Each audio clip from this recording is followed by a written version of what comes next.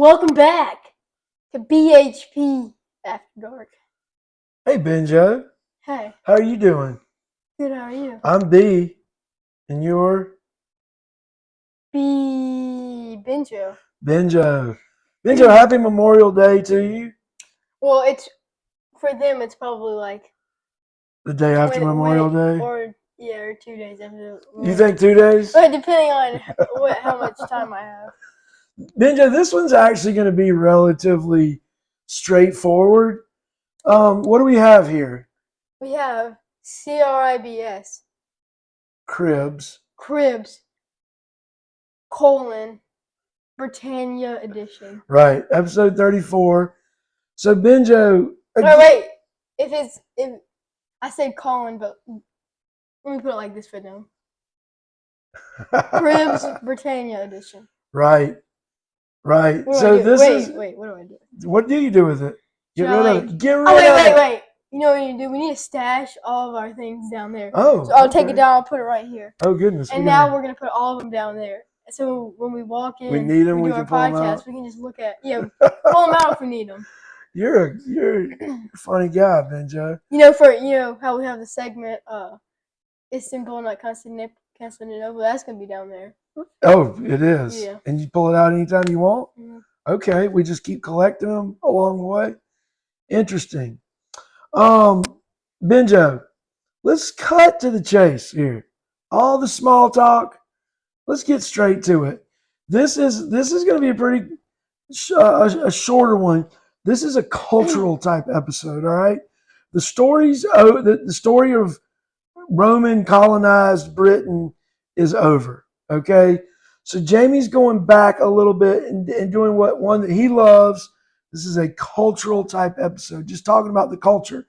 We're not necessarily talking about the narrative story and who is leading and wars and all that. We're just talking about what everyday life was like. Do you ever imagine that? Like, what was everyday life like 2,000 years ago? Yeah, I do imagine that. Like, it would be so much different. I wouldn't, like, the technology wouldn't be so advanced. Right. I mean, I think about living in a house back then. Right. I mean, I don't know. Do they have cushions? Maybe they did. It's some type of, like, cushion, yeah. But like it would just be weird. Bird feathers, I wouldn't be able to Google anything. Right. And imagine 2,000 years from now what people are going to look back at the way we live. I also think back then they probably thought they were super advanced. They did, probably. Probably to some extent. You're right. I mean, we probably think which we are super advanced right now.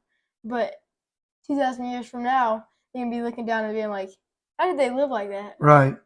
And so, I think you're exactly right, Benjo. And I think one of the main ideas to take from this is over the 450, almost 500 years of Roman rule in Britain, before the Romans conquered, the Britons had a way of life. Mm-hmm. They had a very specific culture and way of life. Like, I think it's easy to say Celtic or Druidic or Native Britain, but they had a much simpler way of life, and the romanticized Brit, what they brought to the table, it definitely advanced Britain in many ways, but it came with certain issues, right? There's trade-offs for it, just like us with improved technology. Yeah, I mean, life is easier, but at the same time, we're not in as good a shape as people were from 2,000 years ago, just generally because they were moving constantly. You know what I mean? They didn't have machines, cars. Yeah, like the travel. Right. Like travel. Getting just to a beach today. I mean, it takes like what, 4 hours, 4 hours. I mean, it had to have taken several days. Absolutely. It's just wild to think about. Right, by horse, buggy. Yeah. But so one thing they talked about was the actual, and I took this to mean the actual Romans living in Rome, or what we consider Italy today. They had a sneaky jealousy of the simplistic way and even the rebellious way of the Britons' way of life. You know what I mean? Yeah. It was like they longed for that's Like to go back to that. They made such a complicated and I don't know to say complicated but complex way of life, and it kind of got to a point where they just wanted to be more simple, you know? Right. It's simple. It's similar to the way we look at Native Americans.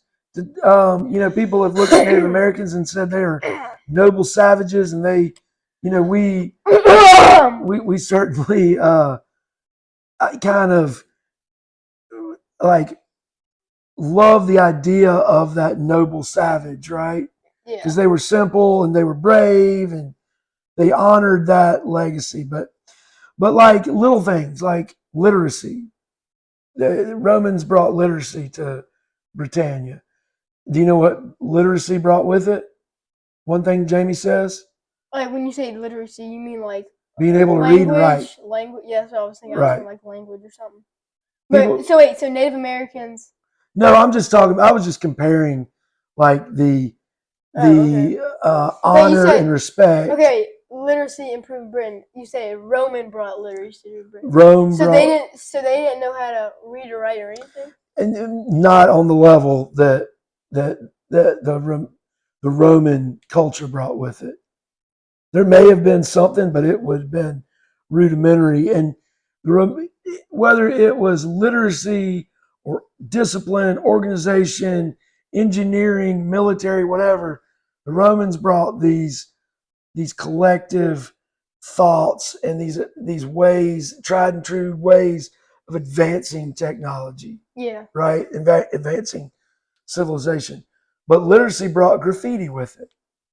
So once the Britons were taught how to write, they would put graffiti on stuff. I mean, sometimes graffiti can be like cool art though, you know? It can. There's some really talented graffiti artists. In Greenwood, we have downtown, or is it uptown? Uptown. Down by the splash pad or whatever, on that wall. That's not graffiti. We hired someone. Oh yeah, I know you hired somebody to do that, but it's like kind of graffiti art. Right. You know what I'm saying? It's just like pretty cool. Right. But yeah. In graffiti, like I said, they're super. Like you see most trains drive by. Yeah, I know. It's like on every train. Every train, and it's like really good art. Yeah. If they would like use actual canvases rather than stuff that didn't belong to them, you know. Yeah. But anyway, so we talk about how like at one point London had 30,000. It was kind of small, even for like a major center back then. I guess London had 30,000 people. Now London's got several million, you know. But it was a trading partner, and I think Jamie is kind of taking us. It's very simplistic. It's taking us through the romanticized, the Roman controlled Britain from like the year 0 essentially to the year 410. Okay, so we're covering a wide stretch. We're covering over 400 years pretty quickly. So London had about 30,000 people. It was a trade center, and he says at this point, which I'm not exactly sure when he's talking about, but sometime during maybe the height of Romano Britain, the London had the most trade goods until they were going to have, at this point, they wouldn't trade this much until the 1500s. So let's say this is the year 200. So another, 1,300 years would go by until they would trade this much. That's a long time. Yeah, that is a long time. They had adopted Roman ways of like architecture. They had tiled roofs, and Britain was a major trade partner because Britain had metal deposits and legions. Lots of the army legions were stationed here, which I really think you got to say they're trade partners because of the metal deposits. Yeah. I feel like the legions were stationed here because of the trade. right? Yeah. You see what I'm saying? No, I see exactly. They weren't just like really great trade partners because legions just happened to be here for no reason. You know what I mean? But there was trading. Britain did trade with before the Roman Empire. right. They did trade with the continent before the Rome came and conquered, right? But I mean, eventually the trade shrunk. Right. With the barbarian uprising, and amenities began to stop being maintained. Correct. Yeah, man, did you read ahead? No, I pulled that straight from my brain. Yeah. So it really starts, I want to say mid 4th century, in the mid 300s. Like their roots of it may have even been well before that, but with the barbarian uprising. Wait. Cue the music. Istanbul was Constantinople. Now it's Istanbul, not Constantinople. Oh, that's good. All right. Sorry, I had to. Anyway, continue. When we get into Anglo-Britain, are you still going to be doing that? Yeah. Or are we going to have to come up with a new song? Might have to come up with a new song. Okay. But so anyway, like London was the Londinium is what they called it. It changed from being a major trade center into a public town or like an administrative center. And so around this time, the mid 300s, Rome is they are consumed and distracted with the barbarian uprising. So the quality of products in Britain suffered. There may have been quantity, but the quality suffered. Mm-hmm. But it was around this time that they yearned for the days of old. They yearned for the days when the Roman Empire was brought trade goods from all around. They weren't distracted. They protected Britain. They wanted it back. They wanted it back, around this time, the aristocracy grew. They built huge villas, which Jamie says was a bit like gentrification. You know what gentrification is? No clue. It's where like wealthier people come in and displace lower like economic class people. Mm-hmm. Anyways, he said these are some of the biggest villas even up until like the 1600s. Oh, really? Yeah. That's mind-boggling. That is. What were you going to say? I was just going to say rest of Britain were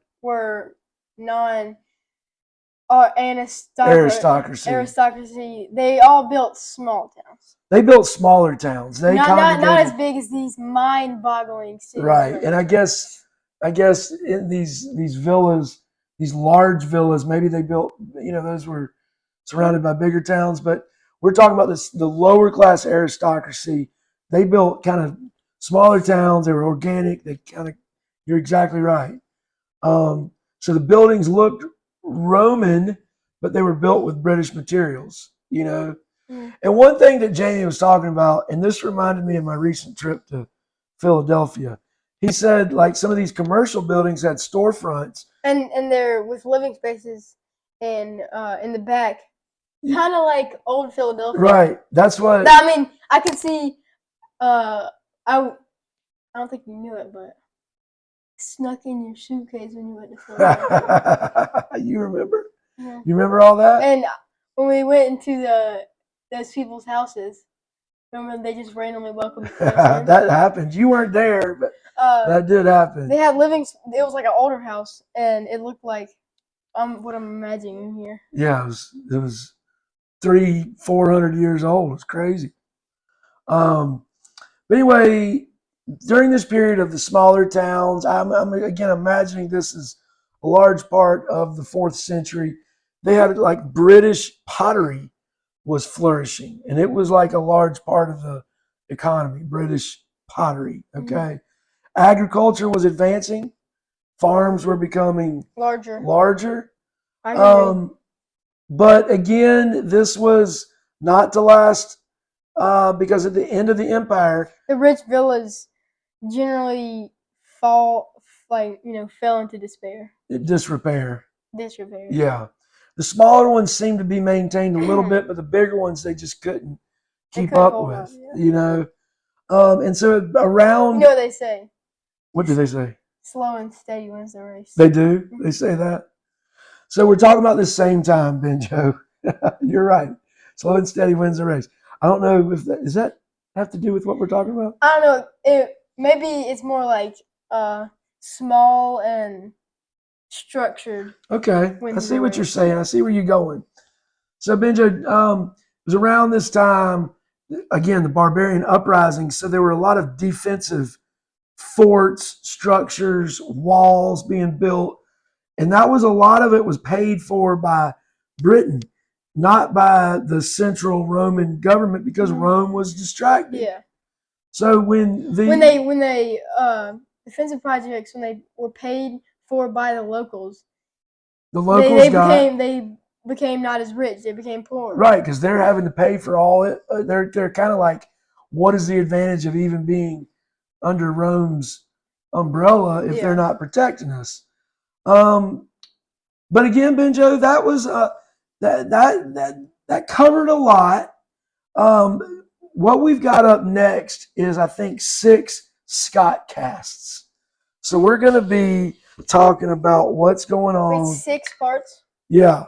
So, Scott cast part 1, 2, 3, 4, 5, and 6. Oh no. And we're going to be talking about what's going on up here. Jamie, for the most part, attempts to include what's going on in Scotland and Wales in the chronology of the story, right?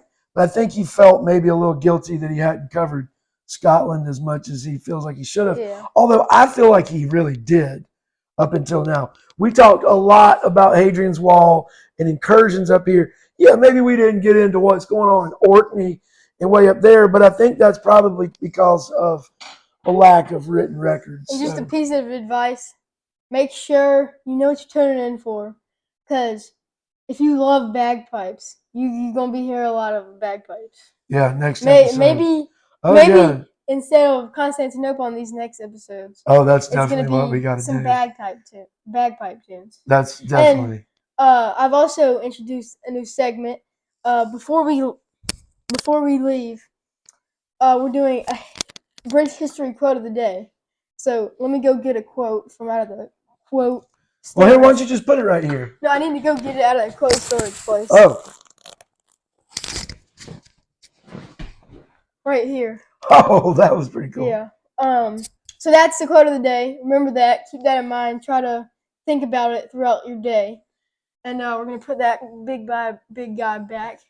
And as always, we've been the British History Podcast. I've been Benjo. I've been B. And Benjo, you're doing a great job as producer and co-host. We'll see y'all in Scotland. See y'all. Don't believe